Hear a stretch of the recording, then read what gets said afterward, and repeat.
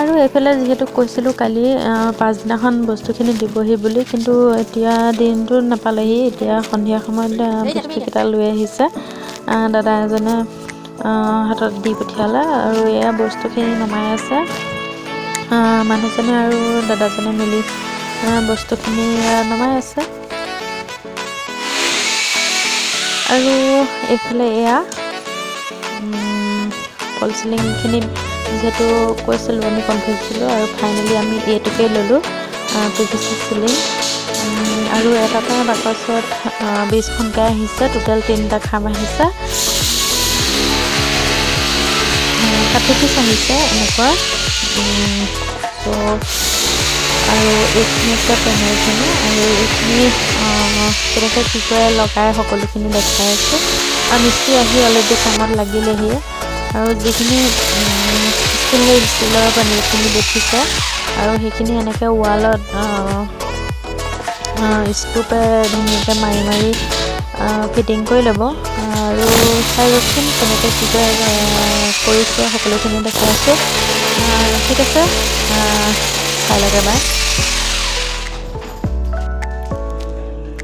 আৰু এইফালে এনেকৈ সকলোখিনি জইন দি দিছে, 4 স্কুৱাৰ এনেকৈ মাৰি লৈছে বিট দি, আৰু এতিয়া এনেদৰে জইন লগাই লগাই গৈ থাকিব।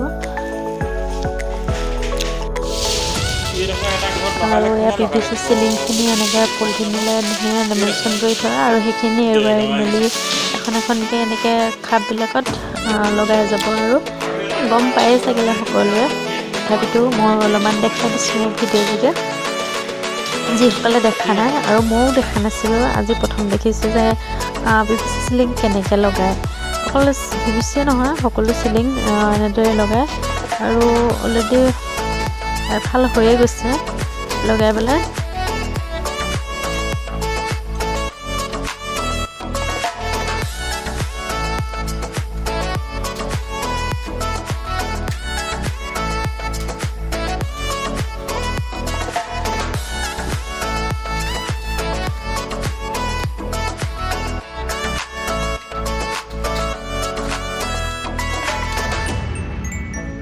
আৰু এই দাদাজনে জোখ-মাখ কৰি সকলোখিনি চিলিং লগাই আছে, হ'বই হ'ল আৰু এয়া হৈছে ফাইনেল লুকটো। কেনেকুৱা লাগিছে জনাবচোন কমেণ্ট কৰি, ভাল লাগিছে নে নাই। মোৰতো ভালেই লাগিছে, এইটোৱে চিলেক্ট কৰিলোঁ আৰু এই ফাইনেল লুক। আৰু এতিয়া মই এইফালে বনাবলৈ লৈছোঁ ডিম, আলু আৰু ওলকবি দম, বিলাহী দি এনেকৈ দম বনাই দিম।